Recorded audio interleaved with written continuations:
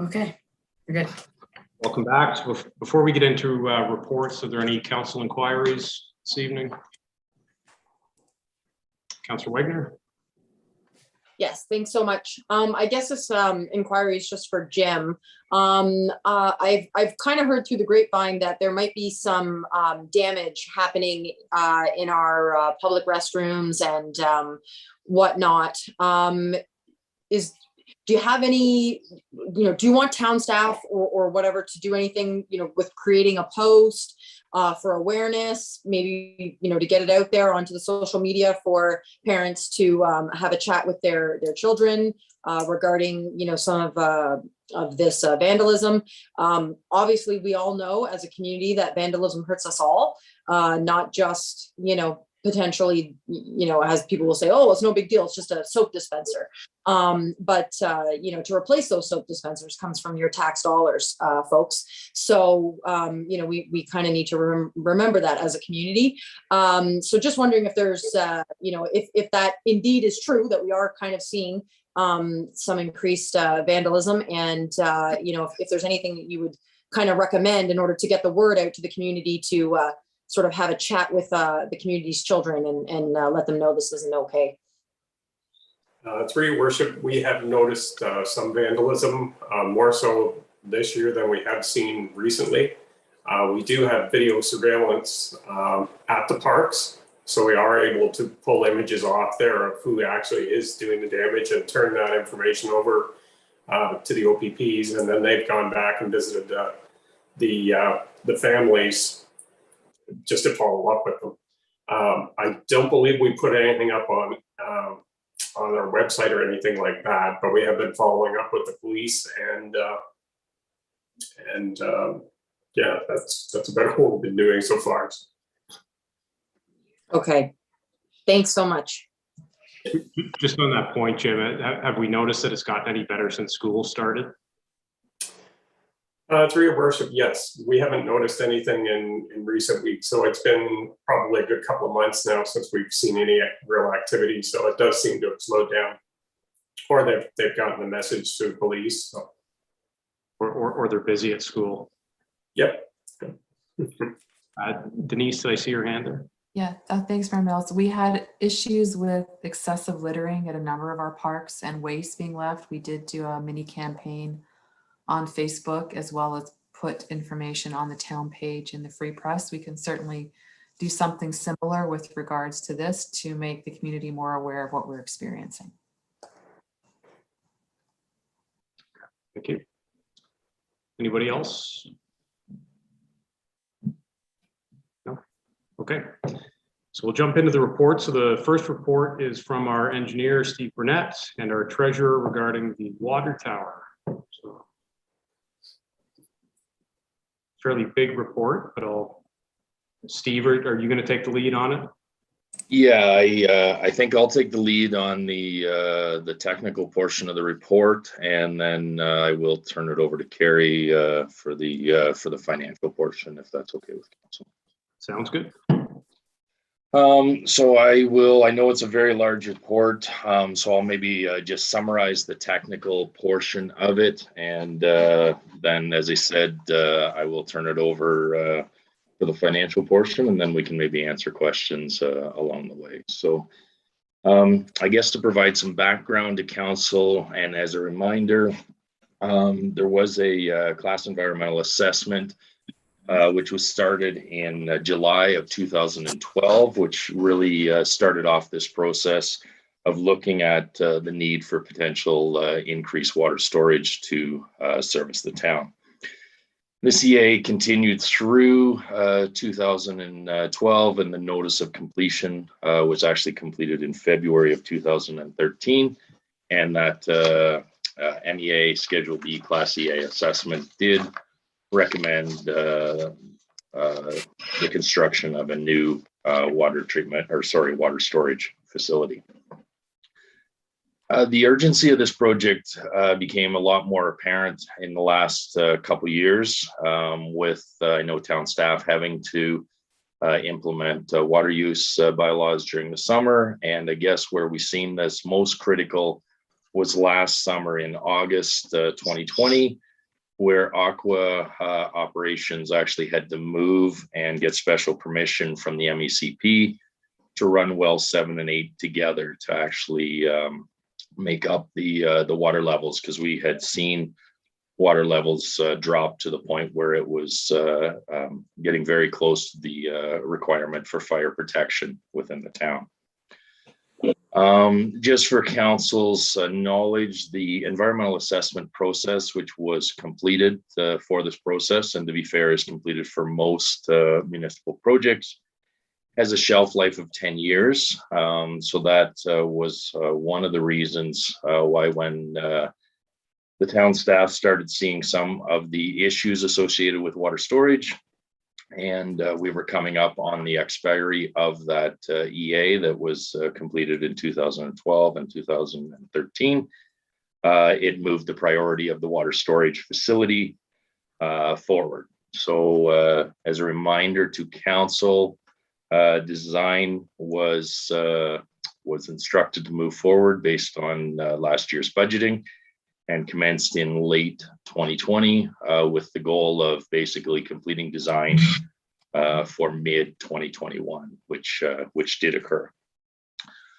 Also, as a reminder to council, the construction of this project or a water storage facility is approximately a 12-month construction window. So that was the purpose of going forward with the design and tendering in this year, so that facility could actually be constructed and completed by approximately mid to late 2022 and be completed prior to the expiration or shelf life of the original environmental assessment.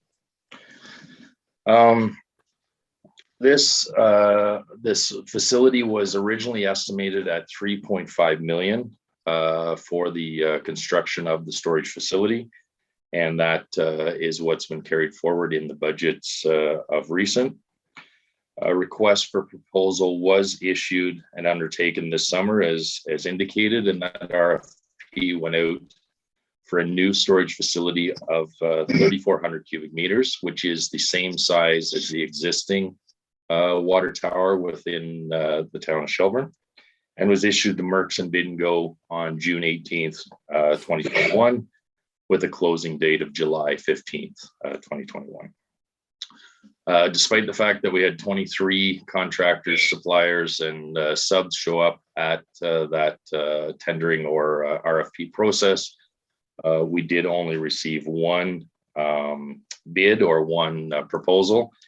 And part of this has to do with the fact that this is a specialty type work, and while it does require numerous subs and trades and etc. There really are a very limited number of contractors doing this work, and this number has been limited even further due to COVID, with many USA firms not crossing the border to complete work in Canada.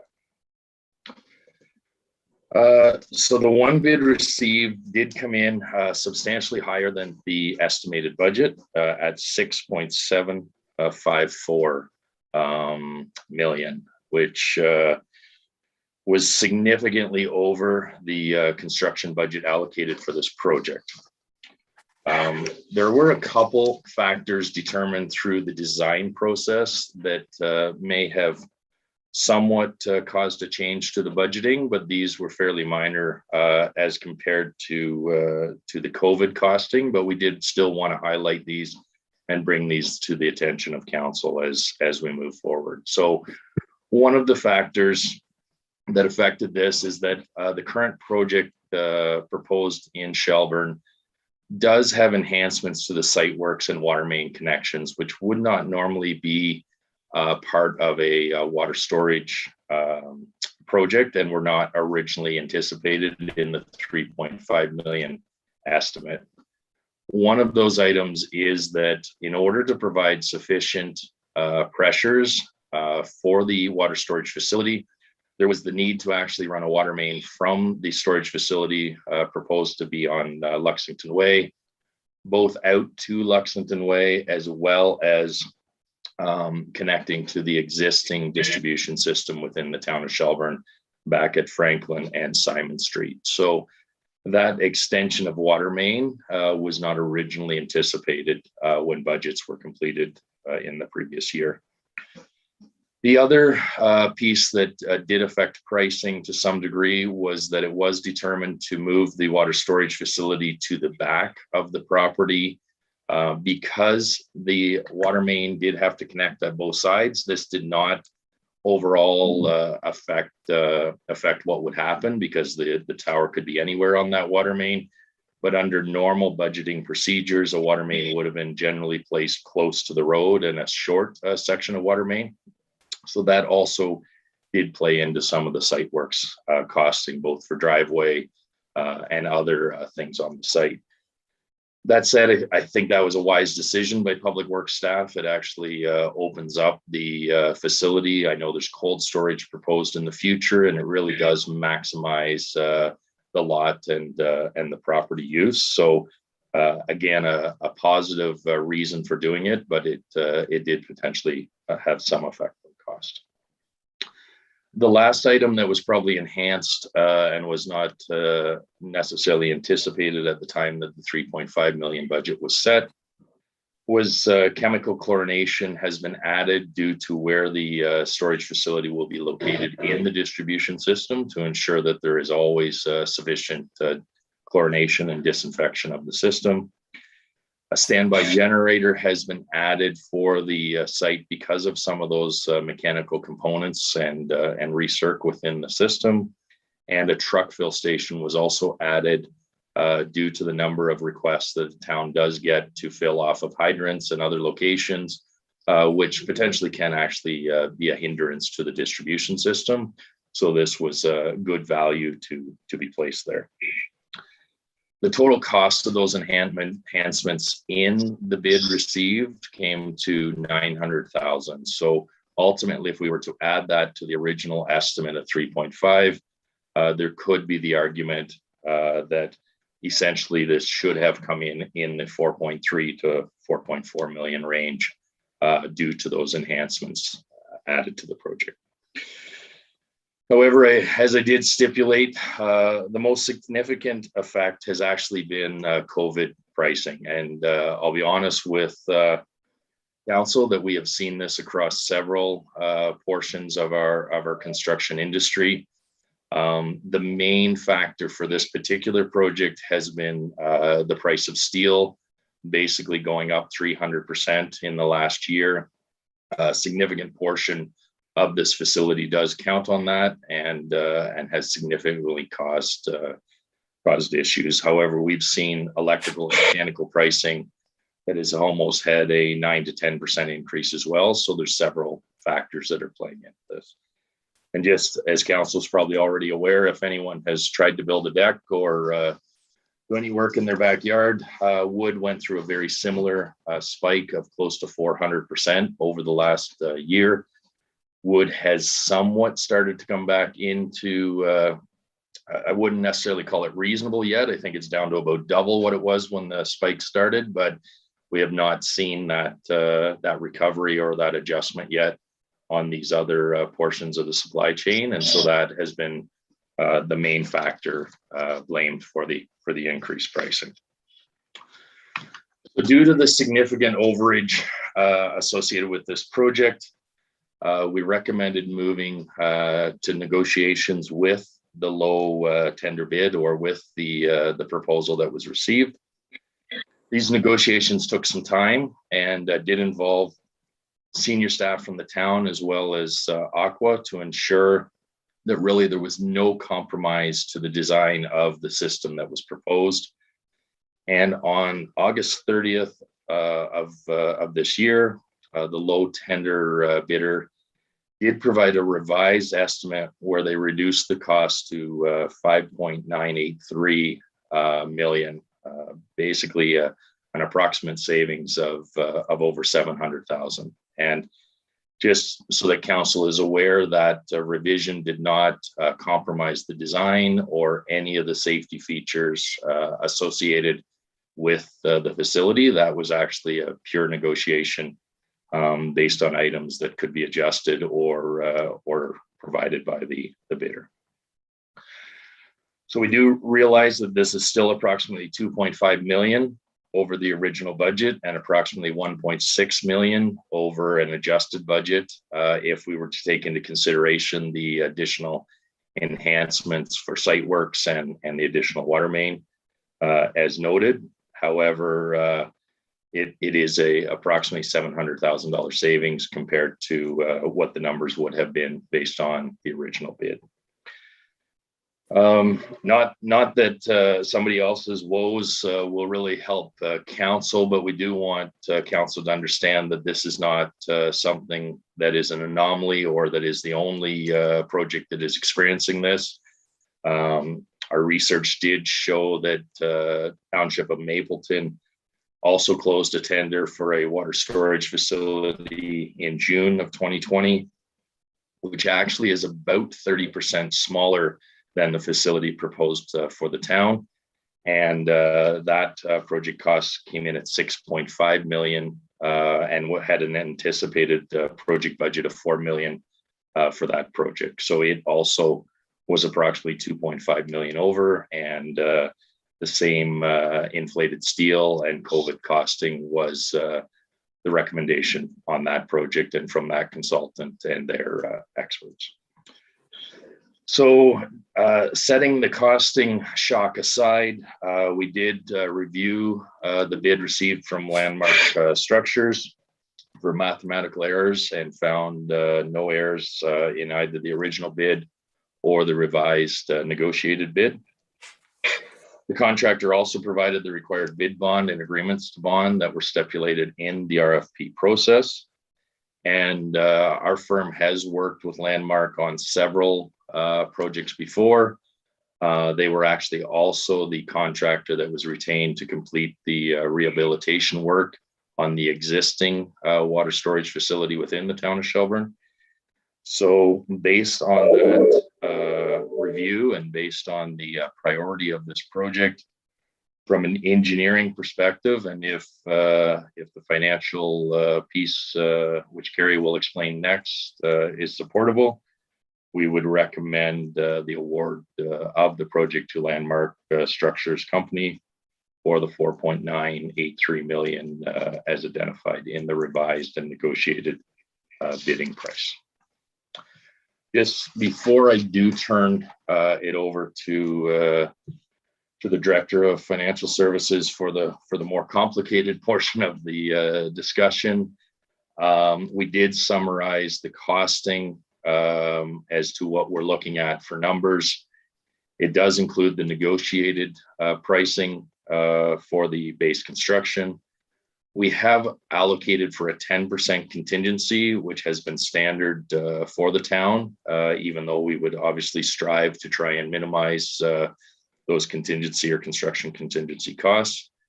The standard 8% for contract admin and inspection has also been carried. And we have also basically included the non-refundable HST portion, which actually brings the total project to basically just under a $7.2 million project that we need to be able to look at from a financial perspective. So I think with that, I would, unless council has specific questions related to the technical, I would probably turn it over to Carrie, or if council wants to hold questions to the end, I will leave that to council's decision. Yeah, why don't we carry on and go through and finish off the report, and then we can open up for questions. So Carrie. Okay, thank you, and through the mayor. So further to the EA notice of study completion that was issued in February of 2013, if you go back and look at the town's budgets starting in 2014, you will see footnotes where we've captured the future project of the water storage. And in those notes, we've always indicated that the source of financing for the majority of the project would come from long-term borrowing. We did purchase the land for the water tower in 2018. And as Steve mentioned, we started the design work in 2020 with the expected start date of the project to be 2022. So the 2021 adopted capital budget did indicate that the project would cost just approximately $3.5 million. We had projected at that time that $1 million of it would come from development charges and reserves, leaving $2.5 million to be borrowed. And we did briefly touch on the need for capital borrowing in the July staff report to council. And at that time, council did pass a motion allowing staff to apply to Infrastructure Ontario for this project. At that time, the RFP for the water tower had not closed yet. And when it did, staff immediately decided to hold off on applying for that loan until we were able to prepare this report and give the engineers time to work with Landmark to try to bring some of the costs down. So to date, we have not applied for any funding. Having said that, the deadline to apply for 2021 with Infrastructure Ontario is Friday, October the 22nd. So we do need to start that process. So in comparison to the budgeted numbers versus what we expect now that we will have to borrow, it is double. Our $2.5 million loan has turned into a $5 million loan. And in doing so, staff have had to come up with another approximately $1.1 million from development charges and reserves, which we feel confident that we are capable of taking that money from those reserves. One notable difference that we did add into the cost of the project was the engineering fees. We had originally budgeted for those to come to flow through the operating budget, which means that water and sewer rates would have paid for those costs. However, now that we're having to borrow more and the interest charges that come from the water and sewer operating budget are going to be higher, we've decided that it would be beneficial to include those engineering costs in the total capital project.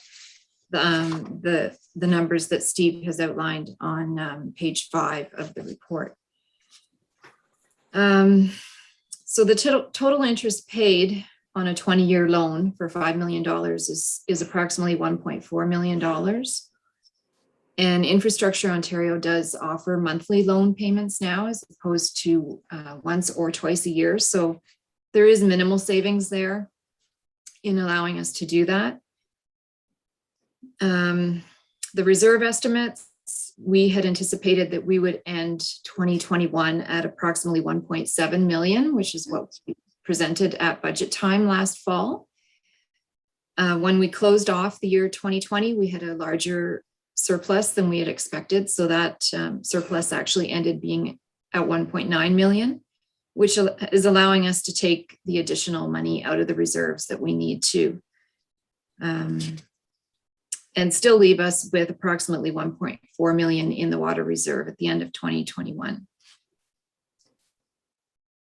We've also established separate water reserves for water main breaks and vehicle replacements, in addition to that 1.4 million. So that still leaves our total reserve balance combined, not just water and sewer, but all of our reserves. It leaves that balance higher at the end of the year than the total amount of debt once this loan has been added, which is a good ratio to have. The last water and sewer rate review was done in 2017. And at that time, we did include the forecasted water tower. Unfortunately, it was also underestimated and it went in that report as $3.3 million, not knowing that COVID was going to hit and that we would be looking at a much larger price tag. Those rates were actually updated again in 2019 because we did have accelerated growth and we knew that we were going to be experiencing the sewage treatment plant upgrades. The next scheduled rate study will be in 2022. So we will be able to capture the additional costs of the water tower in that study. And as you all know, the 2020 development charge study is barely finalized. And in that budget, we had again 3.5 million identified as the cost for the water tower. So during the next DC review, we will be able to pick up the additional costs. And those DCs collected will help us pay the principal portion of the debenture loan for the next 20 years. There have been some slight changes to the lending rates. They change daily, and whatever date that we decide to debenture on is the rate that we will receive for that day. So I can tell you that last week it was 2.59. Today I checked and it was 2.66. So there's nothing we can do about the rates fluctuating.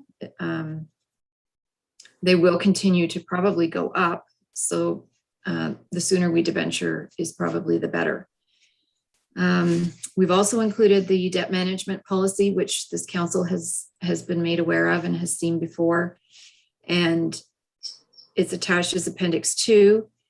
It identifies the term of loans for depending on what capital project you're dealing with. And so for a water tower, it would be between 15 and 20 years. Staff is recommending the 20-year loan, and it does not exceed the useful life of the asset, which Steve has identified as approximately 25 years, which I believe takes us to, I can't remember the population that takes us to, Steve. Yeah, that takes us to approximately 15,000. 15,000. Yes. Okay. And then the debt management policy also states that we would not borrow more than 40% of our annual repayment limit, which is a number that staff did recommend to council. And our goal is to not exceed that percentage. We don't want to amend the debt policy. So a $5 million loan for 20 years at the rate that on the day that I had written this report would bring our existing debt to approximately 30.5%. And as mentioned, 2 loans are freed up in 2026, which would open up approximately another 11% of borrowing room. And we feel that will still leave enough room to borrow for well 3 arsenic if we need to. We have applied again to the green stream, and we are hoping that we will be successful in obtaining that grant this time, as we not only have an arsenic issue, we also have a Goody well issue now, and we're hoping that funding will come through for us. Long story short, back to the July staff report, it still remains staff's recommendation that we apply to Infrastructure Ontario for this loan for a term of 20 years. And with respect to the contingency that we have built in at 10%, if hopefully we don't need to use that money, that amount would stay in the reserves. We would not take that money out of the water reserve. It would stay in there, and it would only be utilized. The reserve would only be utilized if we needed to go into the contingency fund. And that's it. Okay. Questions, Councillor Buffett?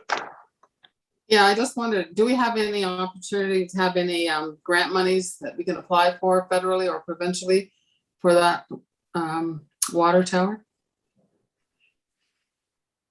We used I to, don't know if you want to. yeah, the CWWF fund, which I don't think is offered any longer.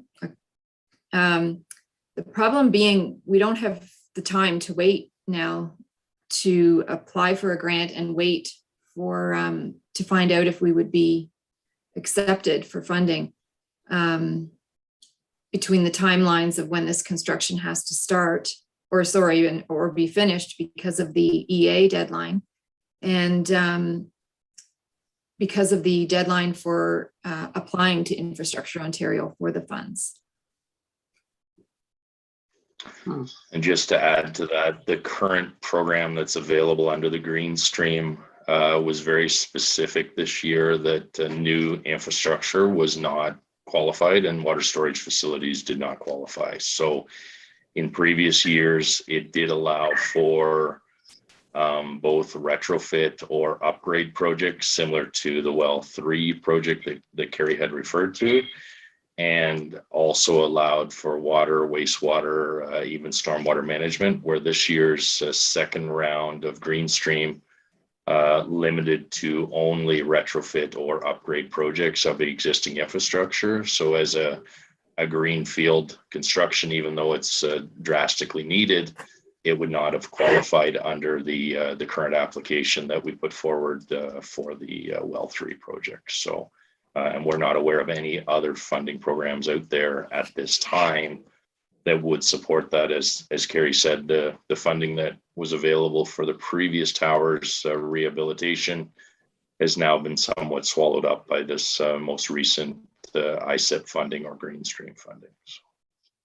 So just another question, and it may have already been covered, I'm not sure, but with this increase in cost, how is that impacting the money that we've allocated for the sewer expansion and wastewater expansion in the town? Has that already been allocated and added to this to bring us to this total, or not? Do you understand what I mean? For the debt limit, you mean? Yeah, the total debt. No, the $35 million for the sewage treatment plant is not incorporated into this. No, I'm not asking that. I'm saying with the money that we said that we are going to have to pay for the sewage treatment plant expansion, is that and this new total cost putting us beyond our debt limit? Or does that mean that something's not going to be able to get paid? We will be able to stay within our debt limit for the water tower and for Well 3. And beyond that, On that, for no. wastewater system, for the expansion of the sewage treatment plant, you're saying that we won't have the money? We will have to amend the debt policy at that point. Okay. For a period of time, because in 2026, two other debts sort of come off the ledger. Yeah. Yes. And we're not expecting I think that was, to borrow the whole 35 million either. Yeah, well, that's why I was hoping that we wouldn't have to. No. Denise? yeah, I think that was always anticipated that way, was it not, Carrie? Mhm. I think through the mayor, I think through a number of analyses that we've completed and including going back to the policing, we had identified the critical debt load, even without these increased costs that the town was facing and how that was going to have an impact on the 40% borrowing policy that we had in place, and that the likelihood was that would have to be adjusted upward, and how that would have a ripple effect on a lot of other initiatives that potentially would need to be funded. And, you know, Carrie's already addressed the fact that we have the capacity to look back or look forward at the development charges going forward and the water rates study. All of these things will hopefully help alleviate the burden, but no point sugarcoating this, that it is going to be a difficult potential debt load going forward. And as Steve noted, we have certainly applied again for a grant for Well 3. And as Carrie's noted, while that's been incorporated, if we don't get that money, then certainly that's another burden that we're going to have to fund related to this service area. And I know Steve noted it, but it's also critical to note that the water needs that we have, regardless of development going forward, would be necessary, and a second tower would not be an option not to have, because some of the stresses that were existing with the existing development we have is indicating that our challenges are going to be probably more occurring going forward, because we're recognizing that the use is going up. And I think COVID has had a huge impact on that trend in our community, and it's not something we're going to see change. So we are sorry to be the bearers of such challenging financial news, but it's certainly all compartmentalized and summarized for you through this meeting. And, the rates are amazing with Infrastructure Ontario, as difficult as it is to borrow 5 million, but those are phenomenal rates if we can, support the project through that direction. Deputy Mayor? Yeah, thank you. I guess first and foremost, I'll state the obvious. Well, what an outstanding negotiation. I mean, that's a substantial amount of money that's saved. But it begs the question in my mind, is it that they didn't understand what we needed when it came to our water tower? Or did they just give us the Ferrari of water towers? And then what you did is you looked at, geez, what they're offering, we simply don't need. And so we could sort of cross these things out. Because when I'm looking at the chart, I see a number, if I'm reading this correctly, I see a number of things crossed out at various price points to come up with the savings. And some of these things, again, if I'm reading it correctly, that are crossed out, seem very significant to me or seem important to a water tower. So is it that A, they didn't understand what we were looking for and sort of gave us, again, the Rolls Royce of water towers? And B, are you confident that, I'm assuming that you are, that many of these things that I see crossed out that look important to making sure that a water tower is operating properly is not required for that purpose? Yes, so through you, your worship, to the deputy mayor, yeah, we are confident that these changes do not affect the overall integrity of the project. It was a fairly extensive negotiation, and to be fair, this water tower provider was the one that actually provided the original numbers that set the budget way back when. So there was a vested interest for them to engage in these negotiations and actually help through the process. So some of the items have been moved into a contingency category. So concerns with soils were one of the items. They had a civil contractor that was not familiar with the Shelburne area. So we were able to actually work through that and provide them additional information, even though that information was provided during the RFP process. They were able to work with more, given more time, because the original RFP was over a 3-week period. They were able to sharpen their pencil on some of those items. There were other items that we spent a lot of time with town staff, Aqua, your operating authority, and others determining duplication of services. So if there was equipment that Aqua had in their stocks that they already have access to, there was no sense us then having that provided, even though it would generally be provided as part of a capital project. If Aqua already had it in-house or had availability of it, it did not make sense to then provide that again. So I guess the long and short answer was I was relatively impressed with the negotiation value as well. Normally, we don't see anywhere close to a 10 to 12% reduction, and we were pretty hard on this RFP provider as well throughout that process. There was close to a month and a half of grueling back and forth to find the numbers we did to try and make this happen.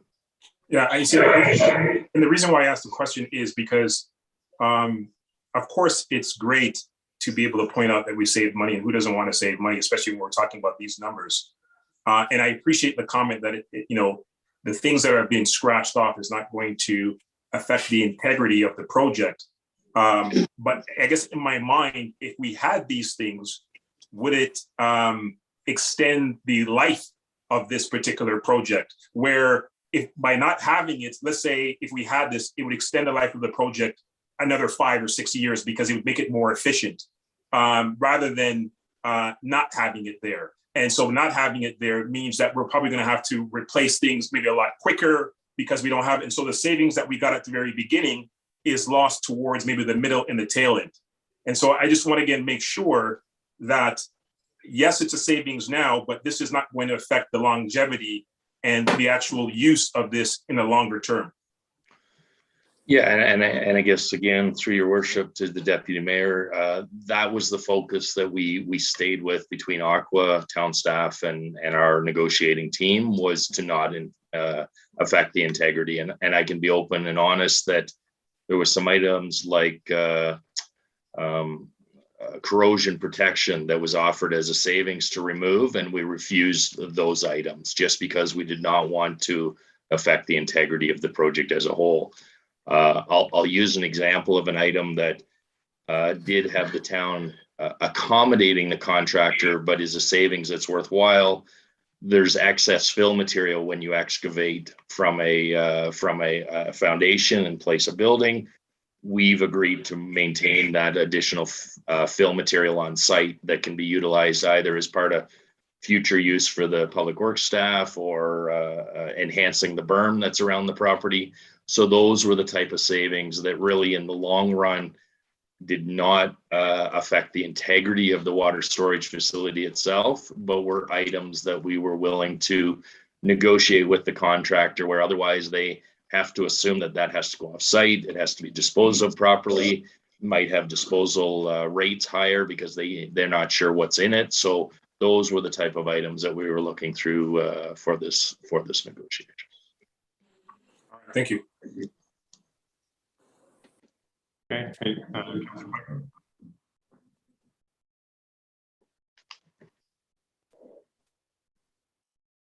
Sorry, did you say I could go? Yeah, go ahead. Sorry about that. It kind of cut out for a second. I was like, I don't know if I'm supposed to talk. Okay, so this is just I guess a quick little question for Carrie. I'm sure that the community might have in their minds.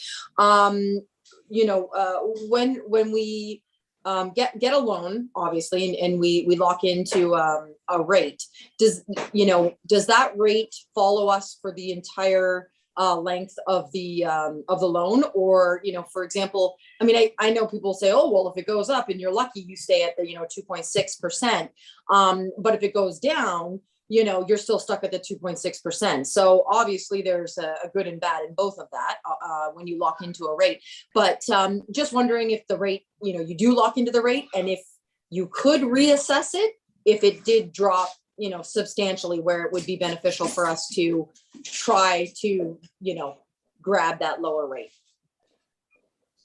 So with Infrastructure Ontario, that is one thing that is unique about them, is that it is locked in for the entire term of the loan, regardless of whether the rates of the day are higher or lower. It also means that you cannot make down payments, principal payments, if we were to come into some extra reserves or whatever, we can't make a lump sum payment either. The term of the loan is strict. It's the full term, right up to the very last payment. That's no, Carrie. Have you seen rates as low as they are now? No. So yeah, so, I mean, yeah, none of us have a crystal ball, obviously, but in all likelihood, we're probably not going to see rates dip much lower than they are now. So I mean, I guess it's sort of a good news, bad news story. I mean, if we do have to take on more debt and lock in, now is probably as good a time as any to be forced into that position. Definitely. And a seminar that I took, actually, some municipalities are borrowing in advance of projects to pre-fund because the rates are so low. And I believe, so in 2019, a 5-year term was 2.35% for 5 years. And this is 20 years at just 2.6 approximately. So that's the comparison. Mm-hmm. Okay. Thank you. Councilor Bernardo? You're muted, or Walter.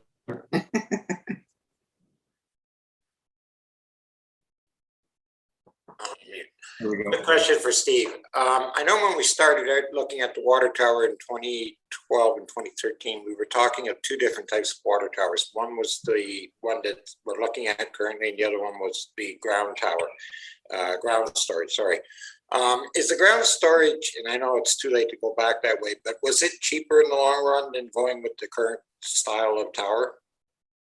Yeah, so again, through you, your worship, the actual life cycle costing of the elevated tower was more cost effective, obviously prior to the current COVID costing, just because the ground storage tank required pumping of every cubic meter of water. So ultimately, well, the capital cost was slightly less.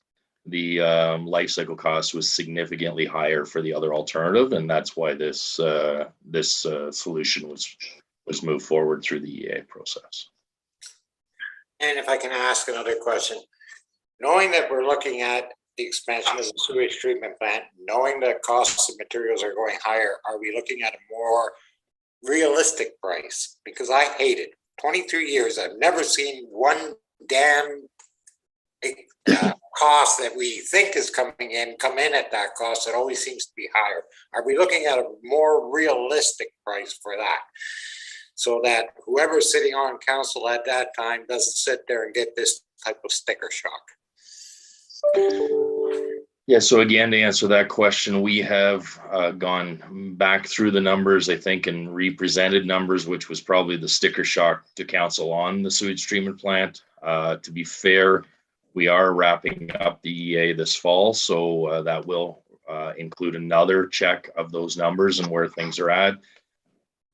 As engineers in this world, we've been trying our darndest to stay ahead of this. So we've seen 30 and 40% increases for each of the last 3 years, and it's almost unprecedented. So I can tell council that cost estimates that have gone out over the last 2 or 3 years have actually had several projects on target, but this one was quite significant. We completed a tower about 2 years ago, and taking into consideration the cost of that tower plus the volume change, this should have come in at 3.6 if we were using that cost from a year and a half or 2 years ago. So this one has definitely been a shock for everyone.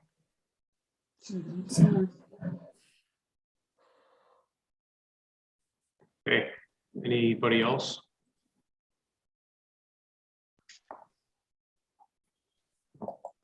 Okay. So the recommendation is that that we award the RFP to Landmark on the base contract value of 5.9 and change. So the recommended motion reads as follows: be it resolved, the council receives report SBA 2021-04 regarding the elevated water storage tower project dated September 27th, 2021. And the council approves the award of the RFP for the construction of a new elevated water storage tower to Landmark Structures Company for the base contract value of $5,983,050 plus applicable taxes. And the council approves the debt financing plan to borrow $5 million from Infrastructure Ontario for a term of 20 years. I get a mover and seconder for that. Moved by Councillor Hall, seconded by Councillor Fegan. Is there any further discussion on that before I call the vote? All in favor? It's carried. Okay. Thank you, guys.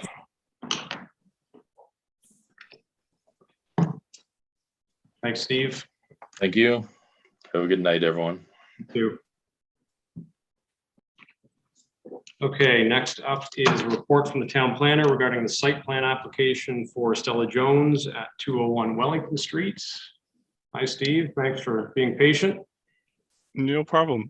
Good evening, everybody. I do have a very short set of slides here just for some visuals. It's been a couple of years since you've seen an application for this property, so thought I'd use some graphics to help with the presentation of the report.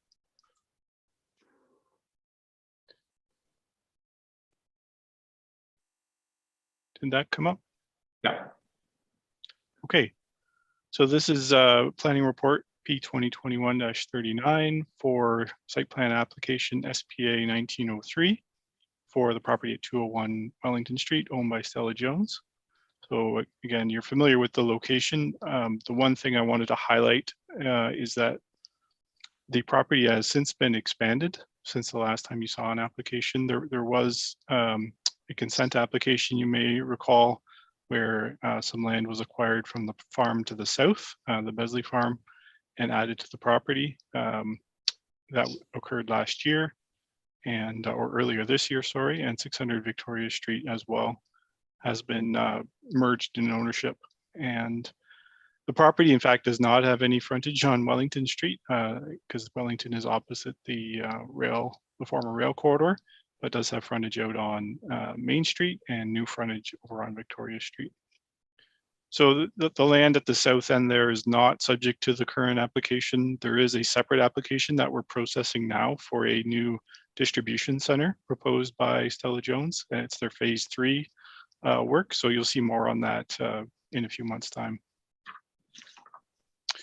Recapping the previous application, there was a site alteration permit issued or approved in 2019, and that was for the kind of the south middle part of the property, where the existing gravel storage area was cleared out for a period of a few weeks and then paved, and then the material was brought back on site for the high season, which is over the spring and summer months for the lumber yard.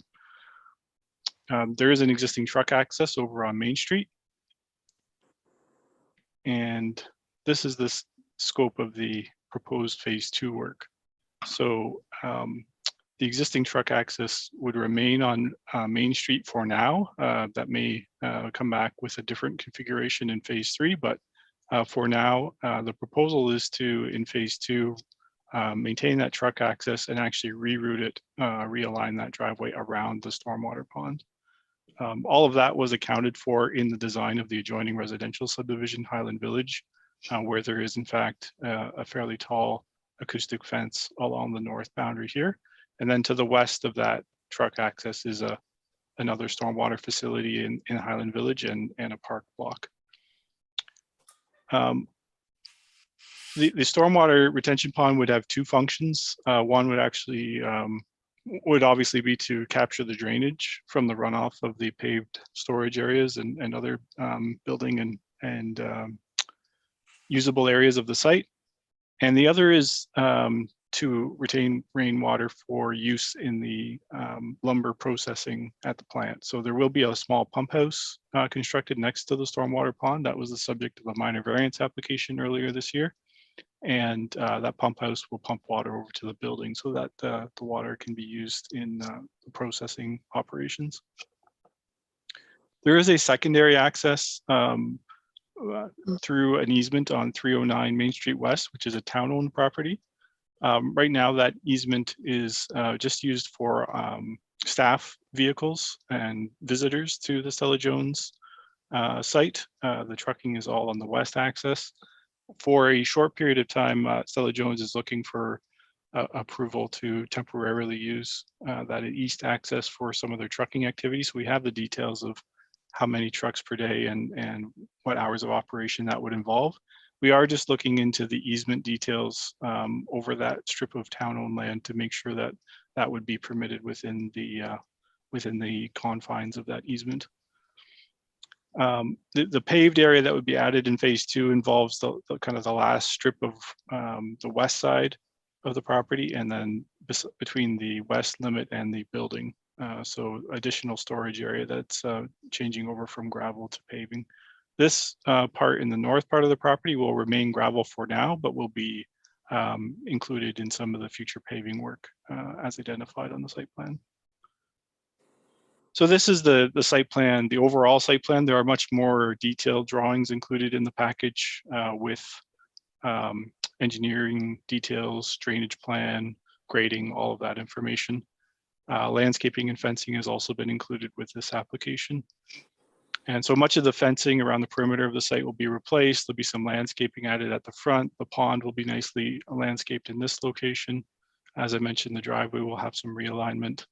And there will be a drainage swale along the boundary, or this will complete and maintain the drainage swale that was constructed in that location for the Highland Village subdivision. So again, this is the area in the center of the site that will be paved as part of this application. And then the darker gray here is future paving identified on the plan. So we have circulated the application for review and comments, and did not receive any major concerns or objections to the application. Through that circulation, there were a number of technical comments resulting in revised submissions from the owner and their consultants. That was narrowed down to just a handful of small comments on the last submission. As of this afternoon, we actually have received a further revised submission that addresses those last few comments. The owner at this point is in a bit of a hurry to try and get site work commenced as early as next week. So if the site plan agreement is approved this evening, we'll be working quickly through the rest of this week to finalize the details of that so that it can be executed, and with the proper securities in place that would allow the site work to commence this fall. And so the recommendation is that the application be approved with two standard conditions. The first being that the owner enter into a site plan agreement. A copy of that agreement has been included in your agenda package tonight and is based on the town's standard form of site plan agreement.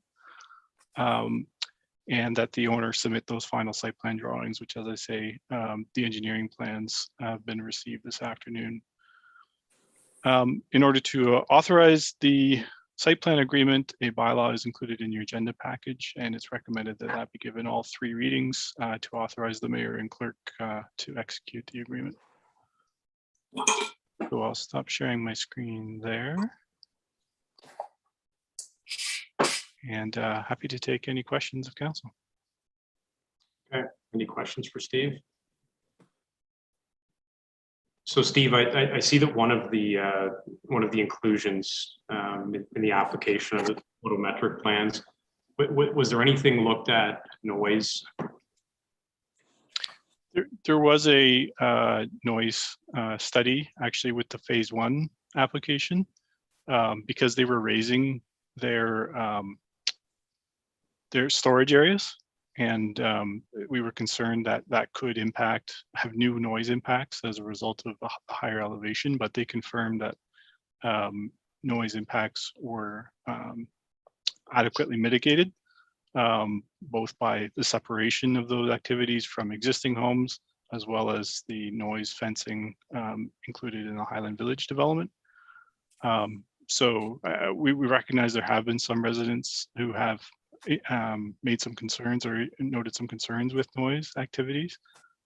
We have followed up with the owner on that, and they provided some additional information through their noise consultant. Haven't heard anything further that those concerns are continuing, but that's certainly something we'll be monitoring with this additional site work and changes to the property. All right, anybody else? No, okay.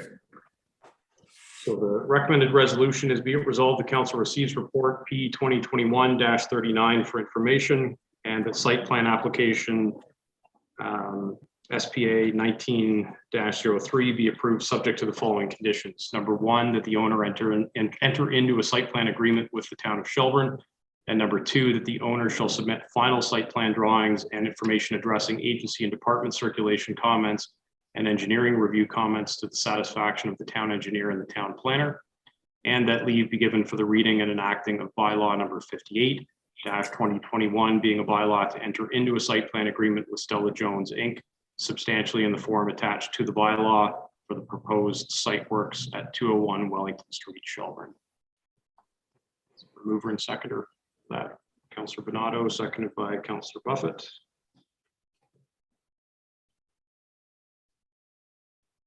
Any discussion on that? All in favor? It's carried. Thank you, Steve. Thanks, everyone. Take care. Okay, the next item was a resolution from the Diversity, Equity, and Inclusion Committee requesting a proclamation for Orange Shirt Day on September 30th. So I'm happy to read the following proclamation. Whereas the orange shirt has become a symbol of remembrance for residential and school survivors, and whereas the symbol originated in the experience of Phyllis Jack Webstad of the Siskwatim-Exkatim First Nation, who shared her story of her new orange shirt being taken away from her on her first day at St. Joseph Mission Residential School, leaving her with feelings of worthlessness and insignificance. And whereas Indigenous children were historically taken from their homes to residential schools at the end of September, and whereas the Truth and Reconciliation Commission of Canada has called for a National Day of Remembrance for residential school survivors, and whereas this day will provide a way for our community to publicly commemorate the history and legacy of residential schools and the resilience of residential school survivors, commemoration being a vital component of the reconciliation process. And whereas Shelburne is a community that celebrates its cultural diversity, now therefore I, Mayor Wade Mills, do hereby proclaim September 30th, 2021 as Orange Shirt Day in the town of Shelburne, and that the Orange Shirt Day flag raising take place September 30th, 2021, and that the flag be flown until at least October 3rd, 2021. So that is officially proclaimed. Councillor Wagner, did you want to take a moment at this time to sort of talk about the weekend's plans? Sure. Thank you very much, Mayor Mills. Yeah, so I guess as the community may know, it has been shared on some social media outlets and through the town's website that there will be an Orange Shirt Day event this Saturday, commencing at 2 p.m. It's to stand in solidarity, of course, and support of our Indigenous community. And so the activities sort of include an elder-led educational session, a drumming ceremony, and a smudging session as well, followed by, I think it's about a 2.5 kilometer walk as a loop. So the walk will commence at Greenwood Park. It will head towards First Avenue, down First Avenue to William Street, where it will take a slight sort of left turn onto William over to the Jack Donlin Park. At that point, there is a flag pole that will hopefully be, which I don't know if we still need to discuss that and approve that or not, but the plans are that it will be flying the Every Child Matters flag. From there, it will head up Main Street to Owen Sound Street, where it will make a right to back towards First Avenue, and down First Avenue again to end at Greenwood Park, which at that point we will have some closing remarks by Mayor Mills and Deputy Mayor Anderson. So obviously we have COVID protocols in place. There will be contact tracing. So anyone who attends hopefully will comply to that and provide their information just to make sure. Obviously, even though it's an outdoor event, we do require that the community wear their masks in order to facilitate safe, being safe around people. Yeah, so I guess that's kind of a general overview. I don't want to talk too long about it, but hopefully people will be able to attend, and hopefully we'll have nice weather. Thanks so much. Great. All right, so next up was resolution we received from the Arts and Culture Committee requesting for the inclusion of $100,000 into the 2022 budget for their committee.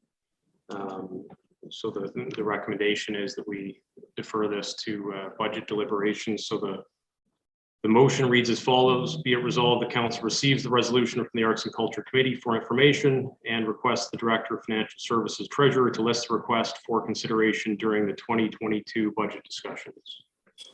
A mover and seconder for that. Moved by Councillor Bonato, seconded by Councillor Buffett. Any discussion on that? All in favor? Carried. Okay, any notices of motion for this evening? No, okay. Communications, lengthy list tonight. Is there anything that jumps out for anybody? Okay, can I get a motion then to receive those items as listed? Councillor Buffett, seconded by Councillor Wagner. All in favor? Carried. All right, and a mover and seconder for the confirming bylaw. Councilor Bernardo, seconded by Councilor Fegan. All in favor? It's carried. And a motion to adjourn. Councilor Wagner, seconded by Councilor Bernardo. All in favor? Carried. Thank you, guys. On to productive night.